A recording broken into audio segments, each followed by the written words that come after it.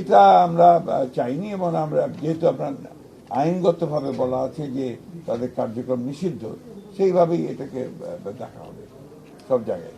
স্থানীয় সরকার নির্বাচনের বিষয়ে কত নিয়মকানুন আছে তো সরকারি এবং যে প্রথাগুলো আছে সেগুলো কতগুলো মেয়াদ আছে, কতগুলো মেয়াদ শেষ হয়ে গেছে, সবগুলোকে এক জায়গায় নিয়ে এসে আমরা সরকারের তরফ থেকে একটা সঠিক সময়ে এই নির্বাচনগুলো দেওয়ার ব্যবস্থা আমরা করবো। তবে নিঃসন্দেহে এই নির্বাচনকে প্রাধান্য এটা তো আপনার পার্লামেন্টের সিদ্ধান্ত হবে, আপনার যেটা হওয়ার পার্লামেন্টের।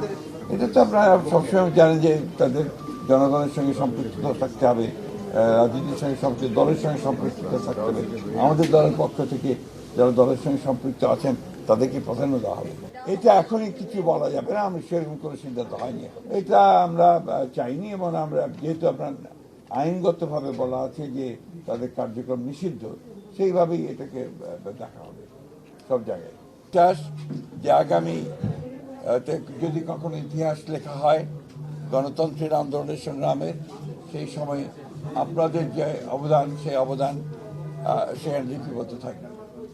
আমাদের এই কেন্দ্রীয় অফিস, এটা আমাদের কাছে অত্যন্ত প্রিয় আমাদের এই অফিস, কারণ এখান থেকে পরিচালিত হয়েছে গণতন্ত্রের উত্তরণের সংগ্রামের সমস্ত আন্দোলনগুলো, এবং এই অফিস থেকেই আমরা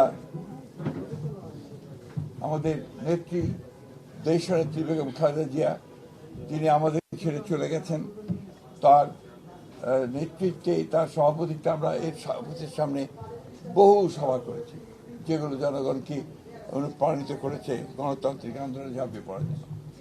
আজকে খুব কষ্টের সঙ্গে আমাদের স্মরণ করতে হয় যে আমাদের সেই মহান নেত্রী, যিনি আমাদের বাংলাদেশের সামগ্রিক গণতান্ত্রিক আন্দোলনে সবচেয়ে বড় ভূমিকা রেখেছেন, নেতৃত্ব দিয়েছেন, এবং গণতন্ত্রকে আমরা ফিরে পেয়েছি বারবার।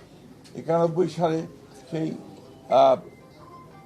89-এর গণ আন্দোলনের সময় তিনি নেতৃত্ব দিয়েছেন, 91-তে সরকার গঠন করেছেন, পরবর্তীকালে 96-তে এবং তারও পরে প্রত্যেকটি আন্দোলনে তিনি নেতৃত্ব দিয়ে গণতন্ত্রকে প্রতিষ্ঠা করার জন্য তিনি কাজ করেছেন। চুল পড়া অনেক কমে গেছে, থ্যাংক ইউ মা। চুলের ভিটামিন জুই multivitamin coconut oil.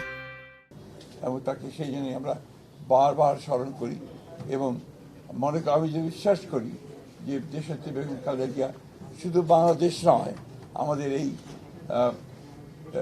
Asia Pacific অঞ্চলে গণতন্ত্রকে প্রতিষ্ঠার জন্য যে সমস্ত নেতারা নেতৃত্ব দিয়েছেন, তাদের মধ্যে নিঃসন্দেহে অন্যতম। আমরা তার চাই যে আল্লাহ তাআলার কাছে প্রার্থনা করি যে তাকে যেন বেহেশত নসিব করা হয়, তার রুহের মাগফিরাত কামনা করি। আমরা এখন নতুন এক বাংলাদেশের জন্য কাজ করছি, স্বপ্ন দেখছি। আমাদের নেতা, আমাদের তরুণ নেতা, আমাদের দলের চেয়ারম্যান এবং বর্তমান প্রধানমন্ত্রী তারেক রহমান সাহেবের নেতৃত্বে, এবং অতি অল্প সময়ের মধ্যেই তিনি যে দেশের মানুষের মধ্যে যে একটা অবস্থান করে নিয়েছেন, যে তিনি কাজ শুরু করেছেন এবং কাজ করবেন, এবং তার বিভিন্ন কর্মপদ্ধতিতে সেটাই প্রমাণিত হচ্ছে। আমরা বিশ্বাস করি, আশা করি যে বাংলাদেশ জাতীয়তাবাদী দল তার নেতৃত্বে আরও শক্তিশালী হয়ে উঠবে, এবং এই সরকার, যে সরকার গঠন করা হয়েছে তার নেতৃত্বে, সেই সরকার সফল হবে বাংলাদেশকে তার ইচ্ছিত লক্ষ্যে নিয়ে যেতে, এবং সত্যিকার অর্থেই একটা সুখী সমৃদ্ধ বাংলাদেশ গড়ে তুলবে, যা আমাদের প্রতিষ্ঠাতা শহীদ প্রেসিডেন্ট জিয়া রহমানের আমাদের লক্ষ্য ছিল। আমরা আশা করব যে আমাদের বাংলাদেশের সব মানুষ আমাদের দলকে সহায়তা করবে পূর্বের মতো সবসময়।